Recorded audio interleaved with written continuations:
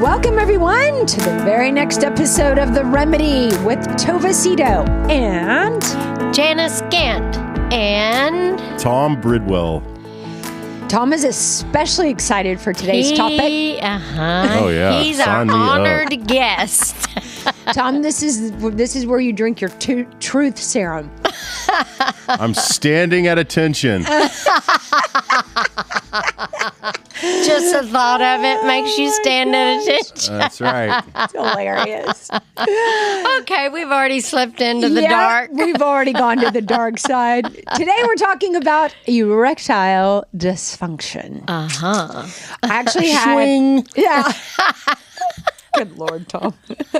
So because we have a man on this podcast, we're going to give him a lot of leeway. We are.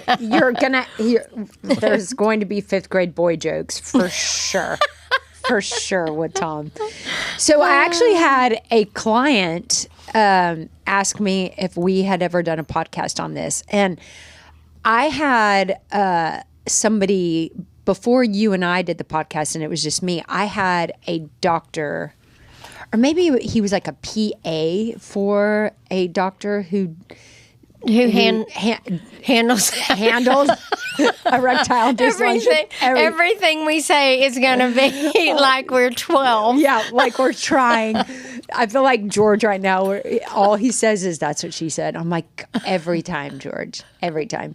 Anyway, he asked me if we had ever done, and it was more of a medical side. Yeah. But I mean, because I don't have one of those things. Right. I've never struggled with erectile dysfunction. Right. Neither of you. No. So it's just not something that I know a lot about. Yeah. But I know that a lot of men. Tom, while we're chatting, why don't you Google what % of men in their lifetime will struggle with some version of erectile dysfunction? Okay. That would be interesting. It would. It So really would. anyway, this is a man who has struggled with erectile dysfunction, and he believes he struggled with getting it up and with premature ejaculation. Yep. Yeah. And he believes it's his. He wanted to know, is this happening because I'm so unhappy in my marriage? And I'm like, well, I think our bodies keep score. I think our bodies are a physical manifestation of whatever's happening emotionally, psychologically. Yes, I definitely think it's tied. But Well, I think it can be. Can be. Yeah, Yes. You're exactly right. Yeah. Can be. Because I do know that some men just go through a period of not being able to have a good erection, and a lot can be an overwhelm at work, or it can be just fatigue, or it can be that just not having sex with your partner, or they're just all sorts of things. Yeah. But I'm no expert. It says here 18% of U.S. men age 20 and up suffer from erectile dysfunction, and the condition is strongly linked to a sedentary lifestyle of little physical exercise, poor diet, and lots of television. Interesting. Not surprisingly, the condition was most common in older men. Mm-hmm. Mm-hmm. You know, isn't it interesting how much diet, exercise, sleep, all of those things just continue to pop up into what's going to be working and how healthy we are and our energy level. It's real, isn't it? It is very real. Yeah. So I found an article from the Mayo Clinic about erectile dysfunction. Tom, you want to do the honors and just read a little bit of the overview? Okay. About erectile dysfunction. defining it? Say again? I said to help us just define it. Yeah, no problem. So it says here, erectile dysfunction impotence, it's otherwise known as impotence, is the inability to get and keep an erection firm enough for sex. Having erection trouble from time to time isn't necessarily a cause for concern. If erectile dysfunction is an ongoing issue, however, it can cause stress, affect your self-confidence, and contribute to relationship problems. Problems getting or keeping an erection can also be a sign of an underlying health condition that needs treatment and a risk factor for heart disease. If you're concerned about erectile dysfunction, talk to your doctor, even if you're embarrassed. Sometimes treating an underlying condition is enough to reverse erectile dysfunction. In other cases, medications or other direct treatments might be needed. So, Tom, being a guy, is this something that men would ever talk about? Like, has any of your friends? To your buddies? Yeah. No, I've never heard any of my friends talk about erectile dysfunction. But I'm 48. I don't know if I qualify as an old man yet. No, you don't. But I think there are spirit, younger maybe. Men that have trouble with this too. Sure. You know, I just find it fascinating. I mean, of all the golf rounds you've played and all the friends you have, Tom, You would think. I mean, statistically, if it's 18%, 1 in 5 of your buddies has struggled with this. That's probably true, but I feel like this is one of those examples where even a really confident dude probably would not want to go around advertising that his thing doesn't work. I absolutely agree with you. I think it would be very difficult. Yeah, and not very often that your buddies, one or two of your buddy would say, "Hey, I don't know if you've ever struggled with this, but I'm having trouble, getting it up and or holding a hard on enough that I guess it's a hard on. I don't know. We can just use layman terms. Yeah, but they're not going to be. It's not like, hey, the doctor told me I need to stop eating such and such. But I think that is so much men feel. I think so attached to their masculinity about that, so you wouldn't. I don't think many or the majority of men would just like throw it out there. No. At a dinner party or whatever. But I think that's such a bummer because I know several of my girlfriends who've been through menopause. I mean, we've all talked about what are your symptoms? Have you experienced X? Have you experienced Y? And look, some of those things that women go through affect them sexually. The physical parts of menopause have traditionally affected women's sex life. Yeah. And it's my experience that, it's not like we're talking about it all day, every day, but it's like if I go on a walk with a good girlfriend and she's experiencing some negative impacts of menopause, she'll talk to me about it. My girlfriends, we talk about that stuff. And I feel so bad for guys that I understand why. I agree with you. I think so much of a man's identity and in many ways confidence is tied to their penis. And so if it's dysfunctioning, then that their ego. Yeah, and they could be nervous about it and maybe not actually even going to talk to a physician about it or whatever. It's just that sort of a thing that is not related to a man's masculinity, but men will attach that to that. That's exactly right. And it's just like, and the same thing can happen to women, not that we have an erection, but it does. But we're not experiencing lubrication down there or whatever, or we're not having our own orgasm as easily as you used to, or whatever that is. But they might. I think that. I just don't. I just think that men, because it's so important to them, their masculinity, which I don't feel tied to my femininity.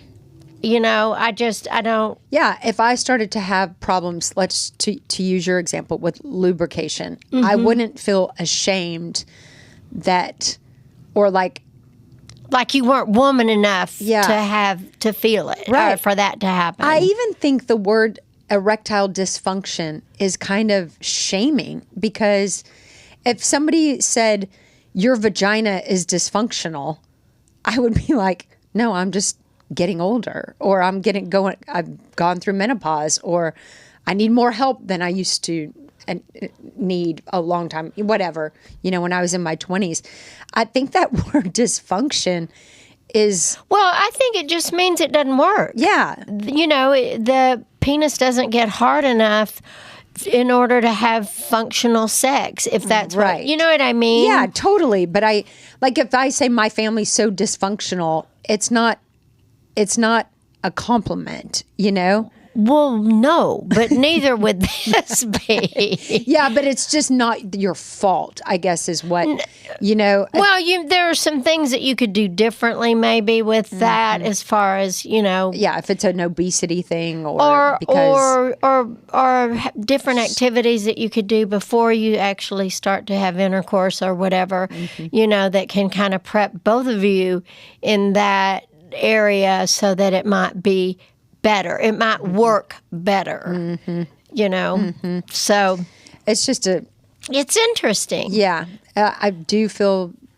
I have a heart for that this is harder for men than it is for women to be dysfunctional sexually. Yeah. I've always wondered what the percentage of men that are going to the doctor, let's say the guys that are seeing the Cialis and Viagra commercials on television, and they're like, I need that. And are they getting this because physically they're not able to stay erect for their wives, or is it because mentally they're bored of it, and maybe they still can get hard when they're masturbating, thinking about somebody else or watching porn or something, or even if they went out and had an affair, could they perform for that person? Yeah. I've always wondered if they're getting the drug to just be able to have sex with their wife that they've been having sex with for 40 years.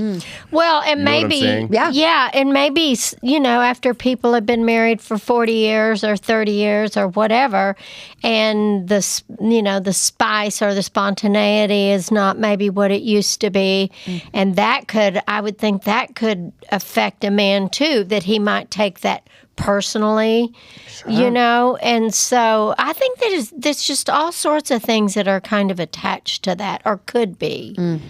Because if the doctor says, well, I'm sure that's obviously one of the questions they would ask. Well, do you masturbate? Yes. Okay. Can you get an erection when you masturbate? Yes, I can. But you can't with your wife? No, I can't. So do they say, well, here's the problem is maybe, I guess if they prescribe the drug, is it the kind of thing where it's almost like they're abusing or taking it recreationally versus for something that really is physically helping them? You know what I mean? There's sort of it would be weird if you're taking the drug basically just so that you can have really good sex With in a where you probably could do that if it was with somebody else.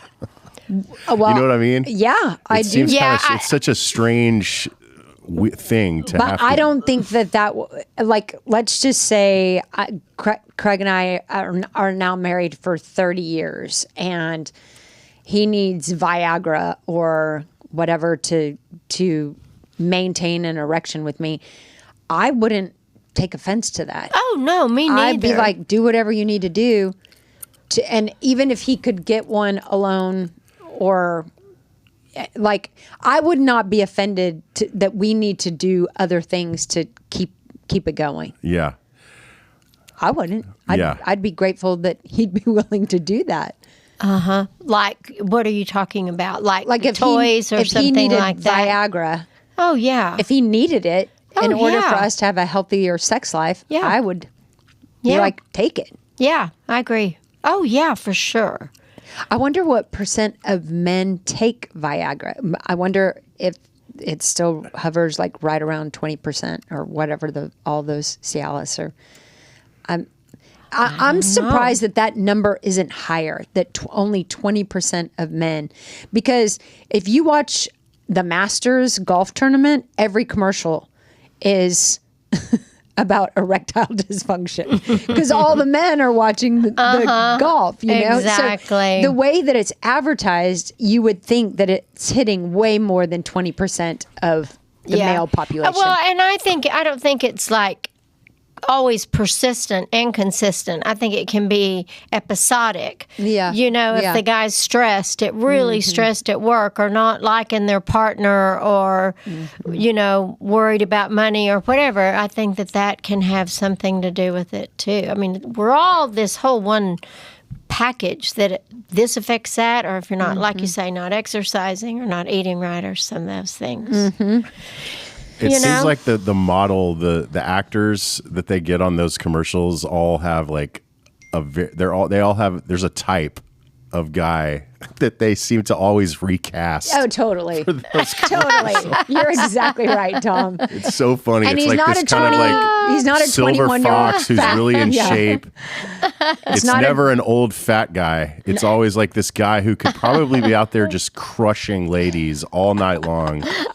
And then that's the guy and that they want you to think has a problem. He's going to have 15 girls that night. Yeah, totally. So he needs a big box of that.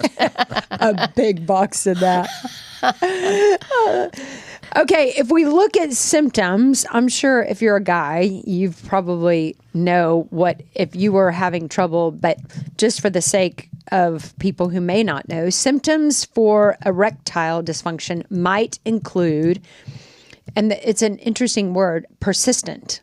They said that you have a so like you said, it might be a week because it's super stressful at work or whatever. But if you have a persistent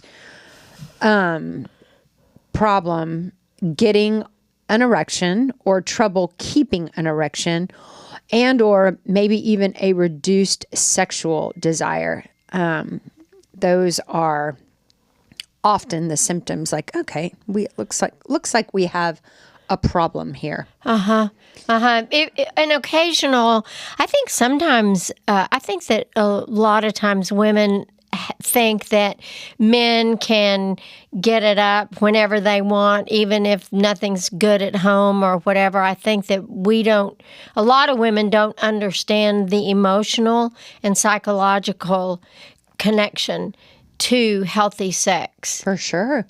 And I mean, think about the pressure that men have with sex. Like women,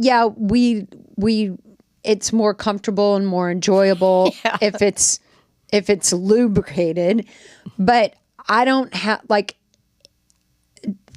the pressure of getting a good erection is kind of a lot of pressure. That would be a lot of pressure. Yeah. I mean, if you like break that down, and then there is judgment. If we're just being honest about size. How hard, how big, how like how long. If you're in the middle of it, or started it, and then all of a sudden, you know, the erection goes away or softens or whatever. And I think that a lot of men would experience some embarrassment and shame about it. Or and especially if the woman said, well, what happened? Right. You know, what's wrong with you? You know, or whatever. There are a lot of moving parts. Yes, it's true. And I think the brain, all of it.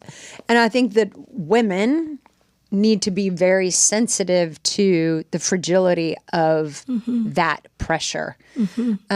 Because there's no way you could have a kick-ass erection 100% of the time, all the time. Or maybe one time you have a premature ejaculation. I think a woman asking, what was that about?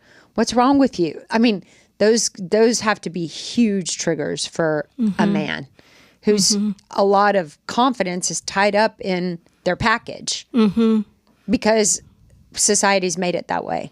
I mean, it has. I think guys who aren't large, or guys who don't last a long time in bed, or guy. I mean, that's Well, depending on where, pressure. yeah, and what their partner is, how they're treating it. You know, I mean, it's all really. There's such that emotional component, and I think it would be. I can't imagine that I would ever shame Tom if he had a problem with that, you know, during sex or whatever. I mean, you know, it's just, I think that as women, it's important that we are really empathetic to, you know, we don't have to have, I mean, we can have we sex. can get away with it. Yeah, we can get away with it. Even if we're not lubricating or, you know, it's not happening naturally. There's plenty of, you know, Vaseline or whatever it is. Yeah. So all we have to do is kind of lie there. Yeah. You know. And if we don't have an orgasm, I don't think that our ego or confidence, I mean, it would bum me out if I couldn't do that. But like, I wouldn't shame myself because I didn't have an orgasm. Yeah. But I think if a man has sex and doesn't have an orgasm, I think in some way it kind of says something about them to them. To them. Mhm. Yes. Yeah. Yeah. Would you agree with that, Tom? Being a man? Yeah. I mean, I don't think the roles are totally reversed on the roles are opposite with the men and the women. I feel like I think the man would be way more embarrassed than a woman about that situation. Yeah, I agree. 1,000%. Yeah, If I totally haven't had agree. an orgasm, I've never been embarrassed. Well, and I mean, I've been disappointed. well, and there are a lot of people, Embarrassed. a lot of women that will fake it. I think there's a lot Because- of guys that would. This all ties back to Seinfeld again, but there's a lot of guys that would get very upset about that, like not being able to. Oh, well, and yeah. it's and like then such a big deal to them. To not have an orgasm? Is that what you're saying? To not be able to. I think a dude always has an orgasm, but I think they get sort of upset with themselves or Torqued up if the woman doesn't have one? They Is that what you're don't saying? like not being able to perform enough to satisfy women, and I feel like that it's funny that I think in the pool of women, I think there's a lot more of there's some women that it's easy for them and others that it's hard, and then there's 100%. dudes. I feel like 99.9% of men will always be satisfied because it's just kind of easy, I guess. For you. You know, I think there's some men, it's not. Or maybe it's not. I mean, maybe it's not as easy for some as I just don't ever remember hearing about guys that were like, yeah, I've been dating this girl and everything is great. She just can't make me come. That's so strange. It's never happened. Well, I don't think a guy would say that.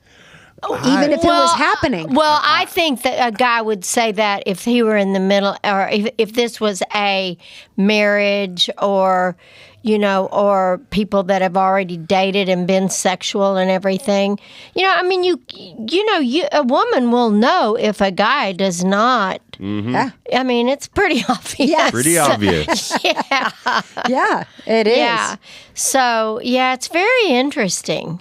And to your point, I don't know if it was you, Janice, or it was you, Tom, who said that, you know, women, and I do know women who fake because they want their guy to feel good and it's not that big of a deal to them. Yeah. Even though if I was a guy and a girl was faking it with me, I'd be very bummed out about that. You would? Yeah. I would be too. And Yeah. I had a girlfriend in college that admitted that she had done that a few times in our past, and it really irked me. Why? I mean, I can guess why, but why did it irk you? Give us some Because insight into that. I guess maybe from a selfish perspective, I guess I was like thinking that accomplish something that you I must be really good at this, and then to find out that I wasn't that. That's one part of it. Would you prefer if they said, "Ooh, you stop"? But the you other are part of not it is like, good. yeah, well, that's the other thing is like it's like you would rather just lie than let me just keep trying a little more. You would rather just lie and get it over with and get back to watching TV than just letting me go the distance. I will do this for you. letting me go the distance. It depends on if it's a mile or a marathon. Yeah, that's true. That's true. Do you think, Janice, that Yes. orgasms are as important to women as they are to men? Like when they're being like self-induced orgasms or sexual With during a partner. sex. With a partner. I think it's more important to men than women I do too. because I think I think that there are real positives about being sexual with your partner or your whatever, and it's not.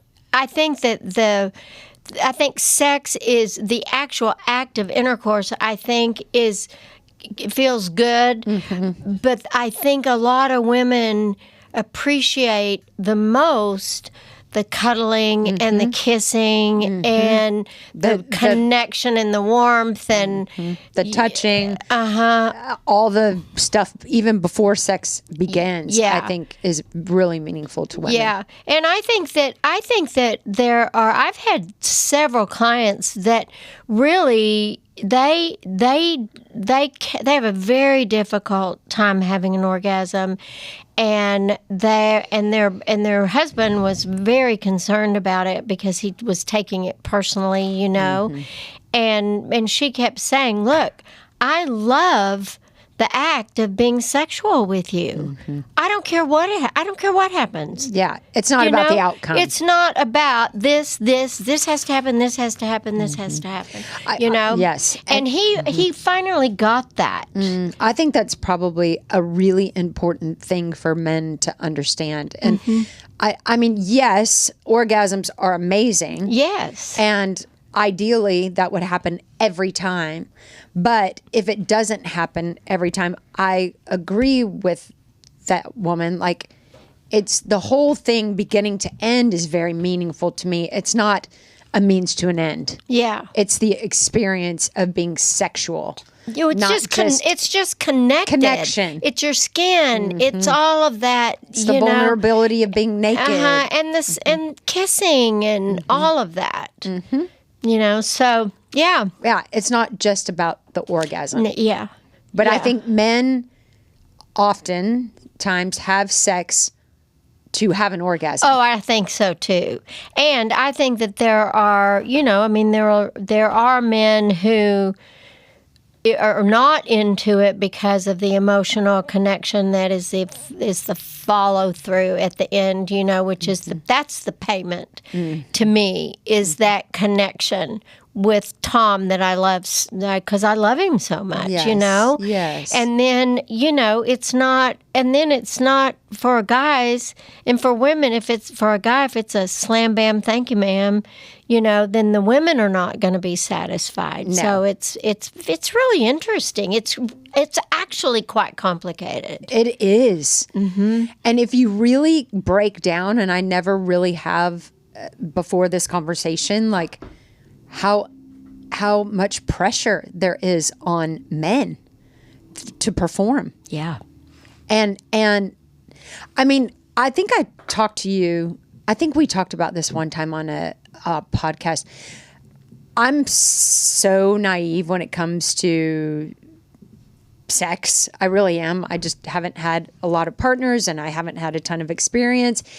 And I didn't even know a lot about my own parts until I watched have you heard of Gwyneth Paltrow's like Goop series? Yeah. Okay. Yeah. So she had this one. So she took all of these like controversial topics or things that people should like people are kind of talking about, but nobody's really talking about. So there was one on energy healing, and then there was one on the medicinal therapy and tripping mushrooms. Yeah. Yes. Did you watch this, Tom? Do you know what? I watched the mushroom one. Okay. Well, She lost me on the vagina scented candle. Oh, right. I know. What? She has a candle. It says, "This candle smells like my vagina." Oh, That's the name of her candle. okay. That's too much. Yeah, it was too much. However, We wouldn't sell those in Lubbock no. or at the Baptist Church fundraiser. However, she did Gwyneth Paltrow in one of those series, the Goop series. She did one on vaginas, and it was so fascinating because naive Tova thought that all vaginas looked exactly the same. Oh, really? Totally. I was so bizarrely freaked out about. Oh, I can just imagine you watching this. I would love my to see your face. Eyes were That about. good little Mormon girl. Oh yeah, They're like belly buttons. There's innies and outies. That's true. And so Tom, I mean, and Janice, the fascinating thing, and I'm going to mess up the stats, but it's just an hour TV watch and it's fascinating. But they lined up, they took a survey of all these men, and it's like, let's just say it was 100 men. Like, here's pictures of all their penises. Find your penis. And they're like, oh, there's my penis. And like, of course, 100% of them knew what their penis looked like. So then they did the same for women. Like, took pictures of all of these vaginas and said, pick out your vagina. Nobody could do it. Yeah. And I like, Have you ever gotten in the mirror and I looked? did after that. I was like, what does my vagina look like? And I'm sure it's pretty. I think it's pretty fabulous, but I didn't know what it looked like in comparison to other women's vaginas. I'm sweating so bad right now having this conversation. However, what I'm saying is girls and their parts, what we don't know about our parts is everything that the guys know about their parts. Yeah. Yeah. Could you pick your vagina out of a lineup? I have no idea. Have you ever looked at your vagina in the mirror? I have probably used a mirror. I can remember one time having a tampon that I couldn't find that I had already put. I've had a lot of kids. That's so funny. And so I did get the mirror to see if I could find The it. tampon. Oh my gosh, that's hilarious. But it was just, I just looked at it and thought, that's just not really worth looking at. It's not particularly pretty. I think, don't you think guys like the look of a vagina, Tom? Yeah. Absolutely. Oh, Yeah, Lord, like- y'all. I hope you're not appalled with us today. There's no question that the vagina is more attractive and easier to look at than A penis. the penis. Do you and the balls. do you think that a penis is appealing to look at? No. Do you think that's because you have one? No. I think they're just kind of this imperfect saggy. I'm so glad you hairy- went from shaggy. Everything to about it saggy. is just kind of weird. And oh, by the way, you go pee-pee with the thing, so it's kind of gross. Well, we go pee-pee with ours too. I know, but it's like tucked away, and It is tucked away. it's most of the ones that I've been around are like high and tight. I think I'm lucky that I didn't live in the 70s. Whew. Yeah. Holy cow. With the Oh, The my shag carpet gosh. versus the hardwood floors. yeah, you guys are lucky Yeah. really. Us youngsters. for sure. Yeah. For sure, you guys are I'm very post lucky. Sex in the City. Yeah. When vaginas were revolutionized. Yes. That show really is That kind of oh did my wonders gosh, for it really did. yeah. For sex and for women's sexuality. Yes, Yeah. it definitely did great things for both sexes. I agree. And men could learn a lot from that show. I know I have. That's Yeah. interesting. That is. But to your point, that's how women talk about. I mean, they were probably way more candid than the average woman in that show. But I mean, I think that show did introduce women's sexuality in a way that had not been approved of before. Yeah. Yeah. Yeah. And women enjoying sex to the degree that we do. Mm-hmm. And that we can. And we can. We have permission.